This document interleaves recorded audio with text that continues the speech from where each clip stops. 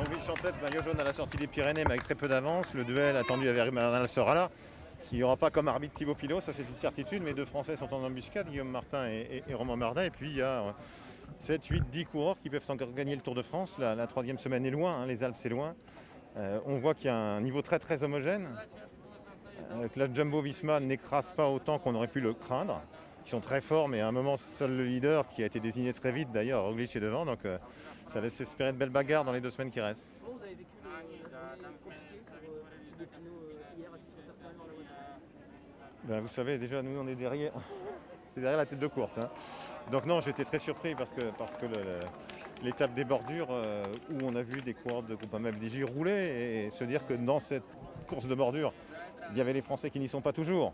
Hein, et donc Thibaut Pinot et Romain Bardet, ça semblait plutôt rassurant. Donc je pensais qu'il avait récupéré de sa chute de Nice et c'était manifestement pas le cas, hélas. On a le sentiment qu'il peut y avoir peut-être des défaillances dans la troisième semaine. C'est quelque chose qui peut se produire. Je suis absolument convaincu en effet qu'il peut y avoir de grosses défaillances la semaine prochaine et plus encore, oui, dans la traversée des Alpes. En plus là, en dehors des masques bien sûr que chacun porte, on ne sait finalement pas trop si on est en juillet ou en septembre. On va peut-être savoir qu'on est à l'automne dans 10 jours, dans les cols les plus hauts. Donc on va bien voir, au classement général, dans les 10 premiers, il y a 2 Slovènes, un Britannique, un Espagnol, 2 Français et 4 Colombiens. Ces 4 Colombiens, ils ont l'habitude évidemment, ce sont des aigles de la montagne, l'habitude d'évoluer très très haut, où ils ont souvent encore plus d'avantages ou d'atouts que les autres. Donc on va voir ça, mais ça va vraiment être intéressant. Puis ce qui est surtout très très bien, c'est qu'il y a plein d'équipes, des nationalités différentes, des équipes différentes. Et moi j'aime bien quand c'est un leader qui sort et non pas un groupe compact qui est là derrière. Donc oui, des surprises possibles, on le pense depuis longtemps. On le pense en fait depuis que la saison a repris à la fin du mois de juillet, puisque la préparation des différents courants n'a pas été la même que d'habitude. S'il y a des surprises, j'ai envie de vous dire, ce sera tant mieux.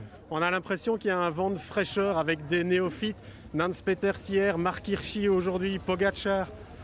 Marc Hirschi, le Suisse, était le prodige qui arrivait. Avant Evenepoel, le jeune Belge. C'était le jeune Suisse dont tout le monde disait, celui-là, il est extraordinairement bon. Il l'est manifestement. On l'a vu monter et descendre le col de Soudet comme un descendeur à ski.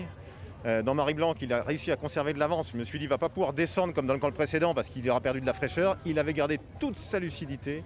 Il a réussi à reprendre encore un peu d'avance et puis il va faire le sprint. Ce gars-là va faire carrière, j'en suis certain. Si les petits cochons ne le mangent pas, il va faire carrière. Je suis convaincu qu'on parlera de lui. Il a fait vraiment un gros numéro. Alors oui, beaucoup de jeunes. Le plus jeune vainqueur d'étape du Tour de France avec Pogacar du 21e siècle. Qui bat qui?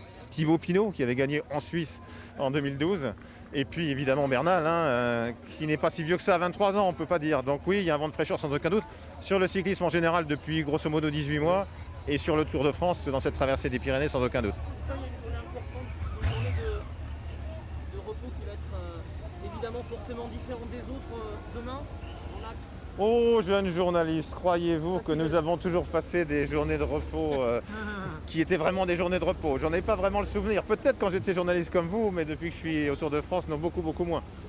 Ça va être une journée quand même importante. On a l'impression que tout a été fait pour que tout le monde soit négatif, en tout cas, et on imagine que c'est votre souhait mardi matin quand on aura les résultats. Tout a été fait pour que le peloton, la bulle course du Tour de France soit saine. C'est pour ça donc qu'avant le grand départ à Nice, il y a eu 2 tests. Il y en a un nouveau ce week-end, il y en aura un nouveau la semaine d'après pour que la bulle course soit saine et reparte saine, quoi qu'il en soit, quels que soient les résultats. Mardi, pour la fameuse échappée maritime en Charente-Maritime, la première étape d'une île à l'autre, de l'île d'Oléron à l'île de Ré.